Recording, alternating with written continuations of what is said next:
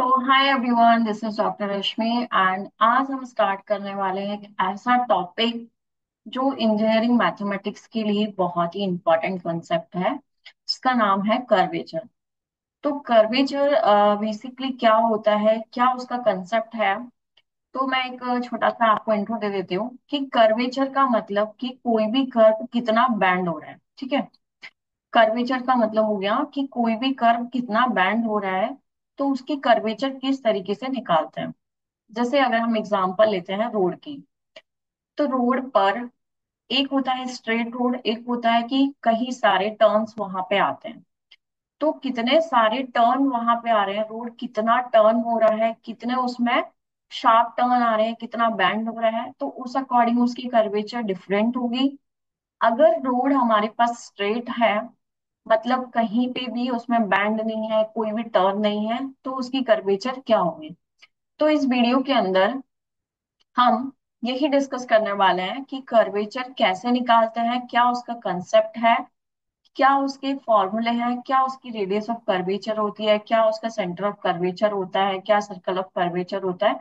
तो इन्हीं सब टॉपिक पर हमने एक वीडियो बना रहे हैं। तो देखते हैं, स्टार्ट करते हैं वीडियो को कि कर्वेचर बेसिकली क्या होता है। तो यहाँ मैं आपको डायग्राम के साथ बताऊंगी कि कोई भी कर्व कितना बैंड हो रहा है, तो उसके लिए कर्वेचर कैसे डिफाइन करते हैं, अगर स्ट्रेट है तो कैसे डिफाइन करते हैं। तो स्टार्ट करते हैं वीडियो को। स्टार्ट करते हैं कर्वेचर। तो बेसिकली कर्वेचर क्या होता है, यहाँ तीन डायग्राम मैंने शो किए हुए हैं। द थ्री कर्व शोन है, different bending, the bending of the curve is more than of others. तो यहाँ तीन डायग्राम है। जो फर्स्ट डायग्राम है वो कर्व थोड़ा ज्यादा बेंड हो रहा है, सेकंड डायग्राम में कर्व थोड़ा कम बेंड है, और थर्ड में आपके पास क्या है, स्ट्रेट लाइन है। तो जितना ज्यादा कर्व बैंड होगा उसकी कर्वेचर उतनी ज्यादा होगी। अगर हम बात करें यहाँ पे स्ट्रेट लाइन की, तो कर्व हमारा बैंड नहीं है, स्ट्रेट लाइन है, दैट इज इसका जो कर्वेचर होगा वो हमारे पास कितना होगा, 0। राइट। सेकंड के लिए अगर हम देखते हैं, डायग्राम बी के लिए, तो कर्वेचर यहाँ पे हमारे पास कर्व थोड़ा कम बैंड है रदर देन टू ए। तो यहाँ पे कर्व हमारे पास क्या होगा, इसका अ ए से कम होगा। एंड जो कर्वेचर एक ही हम बात कर रहे हैं, क्योंकि कर्व ए हमारा सबसे ज्यादा बैंड हो रहा है, तो इसके लिए कर्वेचर भी सबसे ज्यादा होगी। तो यहाँ देख लीजिए कि अगर आपसे जनरल फॉर्म में पूछा जाए कि कर्वेचर होता क्या है, तो यहाँ डिफाइन कर सकते हो, the bending of a curve at a point A is said to be the curvature. Now अगर इसको हमें मैथमेटिकल फॉर्म में डिफाइन करना है कर्वेचर को, तो किस तरीके से डिफाइन करते हैं देख लीजिए। एक डायग्राम यहाँ पे मैंने बनाया हुआ है जहाँ X axis and Y axis दिया हुआ है, एंड लेट एक आर्क मैंने यहाँ लिया हुआ है जिसको हम कर्वेचर बोलते हैं। एक आर्क है ए से क्यू, राइट, और उस पे एक पॉइंट यहाँ पे पी डिफाइन किया हुआ है, और पी पे एक टेंजेंट हमने ली हुई है। तो ए से पी की जो डिस्टेंस है वो उसको हमने डिनोट किया है एस से। तो क्या लिखा हुआ है यहाँ पे, let P and Q be two neighbouring point on the curve. यहाँ पे पी एंड क्यू इस इसके नेबरिंग पॉइंट है कर्व के, and arc A P is equals to S. जो ए से पी की जो लेंथ है उसको हमने एस से डिफाइन किया है, where A is a fixed point on the curve. जो ए पॉइंट यहाँ पे हमने डिफाइन किया है ये एक फिक्स्ड पॉइंट है, स्टेबल पॉइंट भी बोल सकते हो आप इसको। लेट शाई with the angle made by the tangent at P. जो पी यहाँ पे हमने एक टेंजेंट ली है, तो एक्स एक्सिस के अलोंग यहाँ पे इसका जो एंगल है वो कितना है, Sai, with the x axis.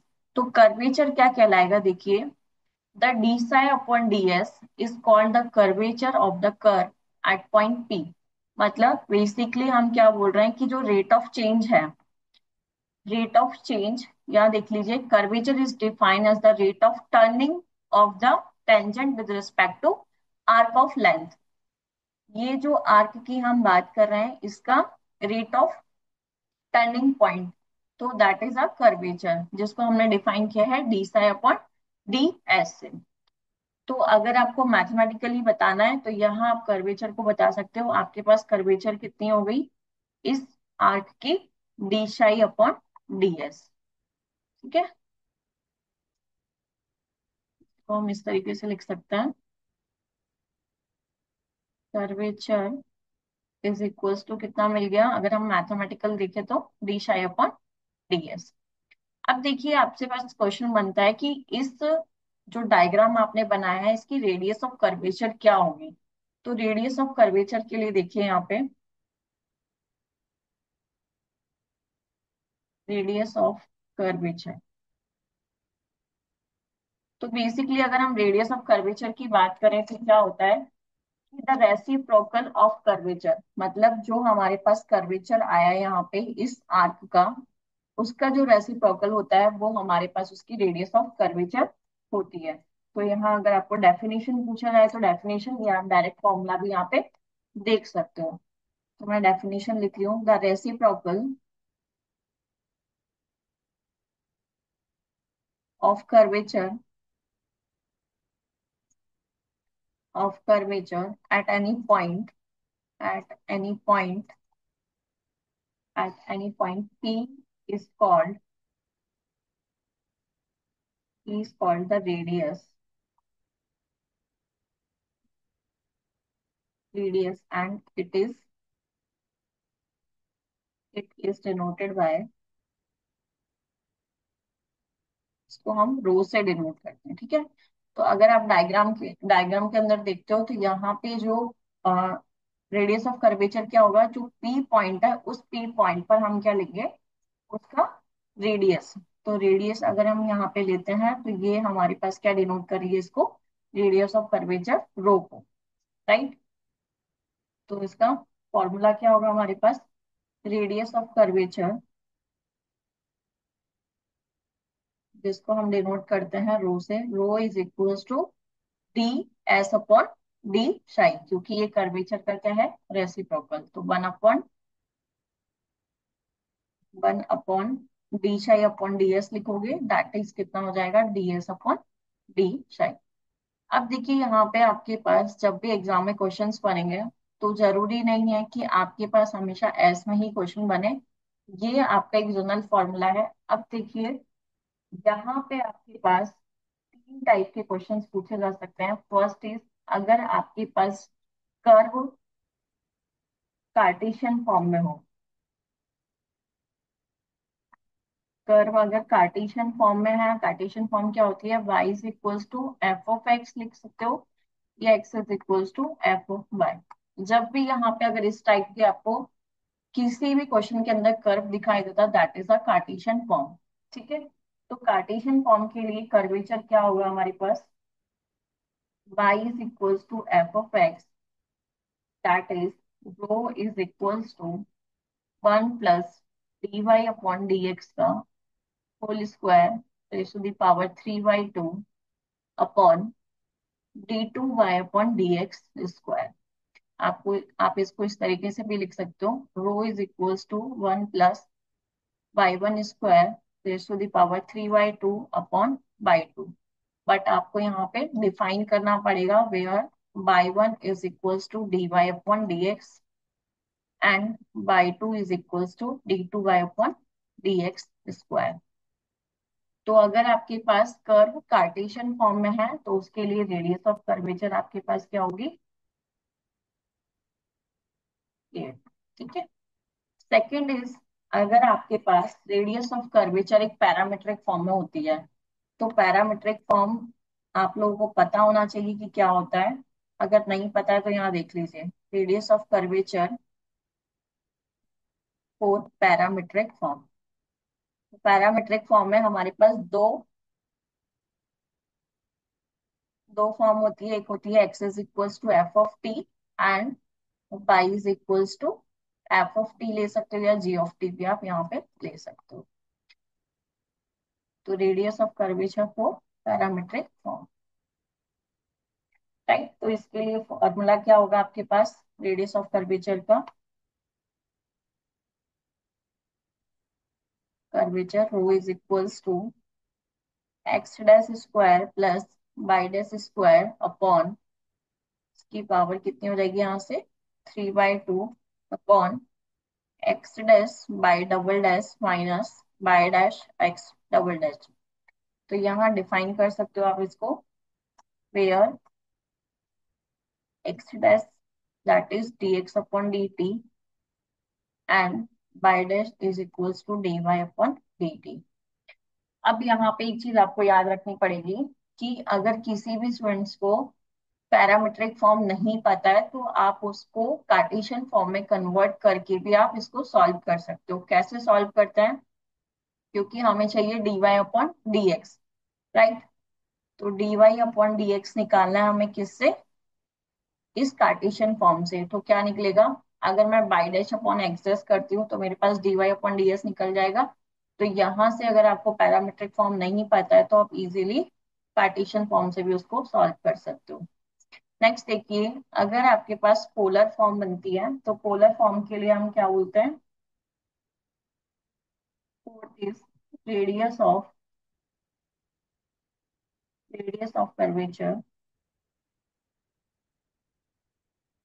Curvature, for polar curves, r is equals to f of theta. ठीक है, तो यहाँ से इसका फॉर्मूला क्या बनेगा, rho is equals to r square plus d r upon d theta का square upon r square plus 2 d r upon d theta का whole square minus r into d two r upon d theta square. तो ये इसकी polar form होती है। तो अगर आपको कहीं पे भी पोलर फॉर्म दिखता है तो सीधा आप ये फॉर्मूला वहां पे अप्लाई कर सकते हो रेडियस ऑफ कर्वेचर के लिए। अब नेक्स्ट आपके पास आता है सेंटर ऑफ कर्वेचर और दूसरा आता है सर्कल ऑफ कर्वेचर। तो यहाँ देख लीजिए सेंटर ऑफ कर्वेचर कैसे निकालेंगे हम। सेंटर ऑफ कर्वेचर डायग्राम में बना देती हूँ यहाँ पे, या फिर आप स्टार्टिंग में ही एक्सिस ले लिया हमने, एक वाई एक्सिस और एक्स एक्सिस, ठीक है। एक कर्व यहाँ डिफाइन किया है, उस कर्व पे पॉइंट क्या लिया हमने, पी। पी पर एक टेंजेंट, जो हमने स्टार्टिंग में जिस तरीके का डायग्राम बनाया था सेम वही बनेगा, बस यहाँ पे इसका सेंटर हमें डिफाइन करना है। तो टेंजेंट ले लिया पी जिसके पॉइंट है एक्स कॉमा बाय पी की करस्पॉन्डिंग हमने इसकी रेडियस ली है यहाँ पे, जिसको हम रो से डिफाइन कर रहे हैं, और ये हमारे पास क्या हो गया, इसका सेंटर हो गया, जिसको हम डिफाइन कर रहे हैं x bar comma y bar से, राइट। एंड इस पर हमें क्या बनाना है, एक सर्कल बनाना है। सर्कल यहाँ पे बना दीजिए।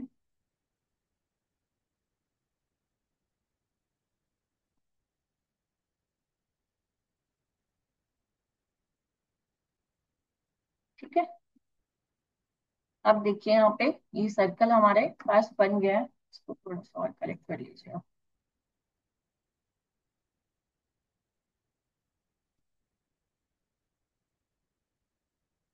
सर्कल बन गया जिसकी रेडियस हो गई हमारे पास कितनी, रो, एंड इसके सेंटर कितना हो गया, x1 comma x bar comma y bar.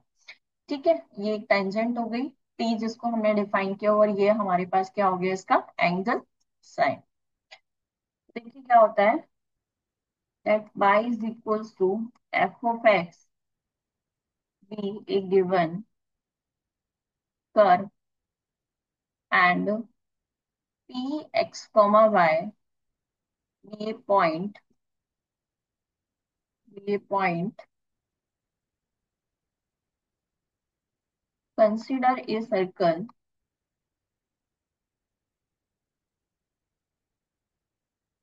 through p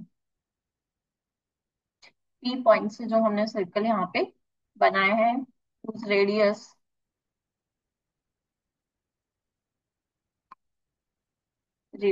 is equal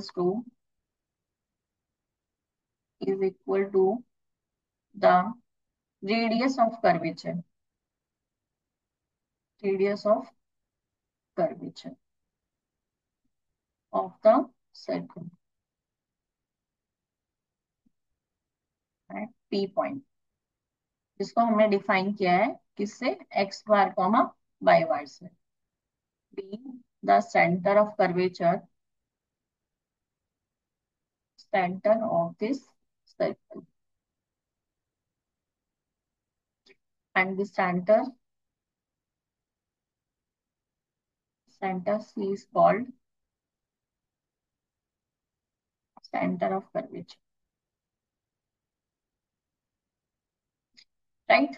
तो यहाँ डायग्राम में हमने क्या बताया है, एक पॉइंट पी लिया है जिस पर हमने डिफाइन किए हैं एक्स कॉमा बाय, और पी के करस्पॉन्डिंग हमने क्या किया, एक सर्कल थ्रो किया है जिसपे हमने रेडियस हमारे पास कितनी है इसकी रो, एंड इसका सेंटर कितना है एक्स बार कॉमा बाय बार।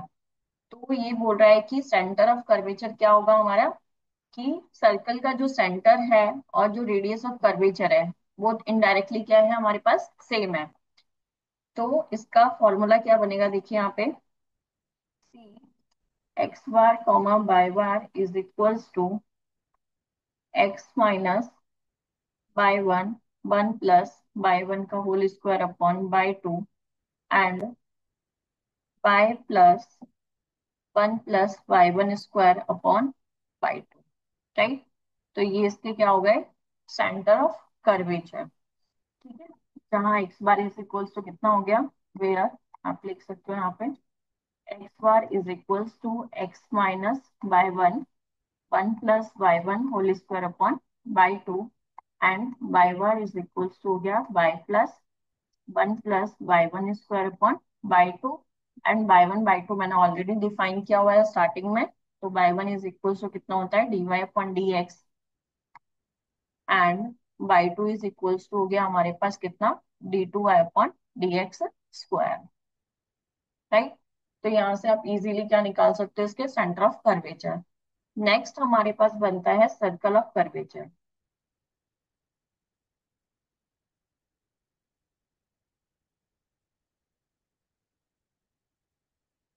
तो देखिए सर्कल ऑफ कर्वेचर के लिए हमारे पास क्या होना चाहिए, उसके सेंटर अगर हमें पता है तो इजीली हम उसका सर्कल ऑफ कर्वेचर निकाल सकते हैं। तो यहाँ से अगर आपसे डेफिनेशन पूछा जाए तो आप लिख सकते हो, circle whose center is the center of curvature C,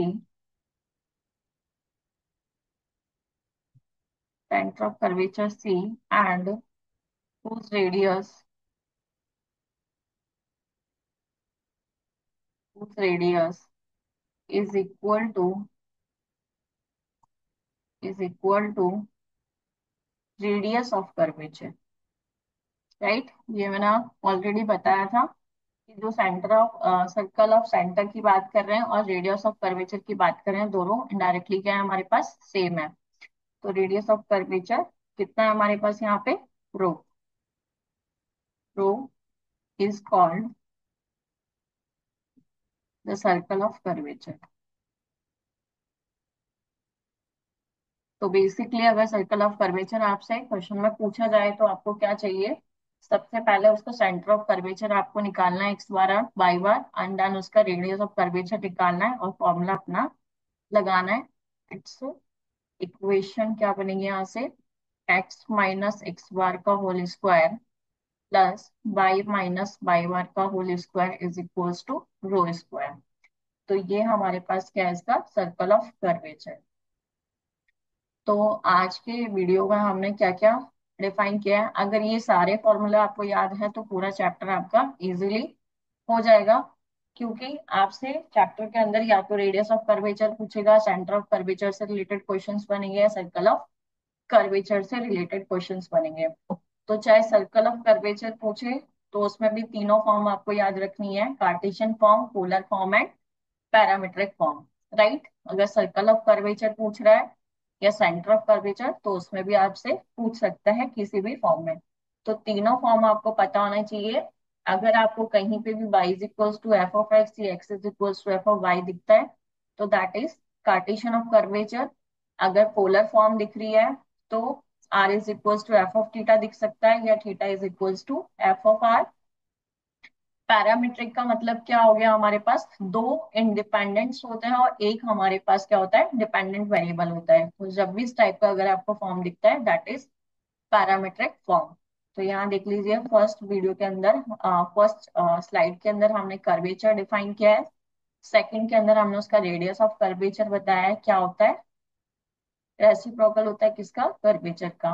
next हमने डिफाइन किया यहाँ पे तीनों form, Cartesian, polar and parametric. Then हमने सेंटर ऑफ कर्वेचर, और लास्ट हमने सर्कल ऑफ कर्वेचर। अगर ये सारे फॉर्मूले आपने देख लिए, डिफाइन क्या प्रोसेस होता है इसको करने का, तो आपका पूरा चैप्टर हो जाएगा। नेक्स्ट वीडियो में हम डिस्कस करेंगे इनसे रिलेटेड कुछ इंपॉर्टेंट एग्जांपल्स। तो प्रॉब्लम्स भी मैं शेयर करूंगी आप लोगों को, एंड कुछ मैं क्वेश्चंस आपको सॉल्व करके यहाँ दिखाऊंगी। Thank you so much guys.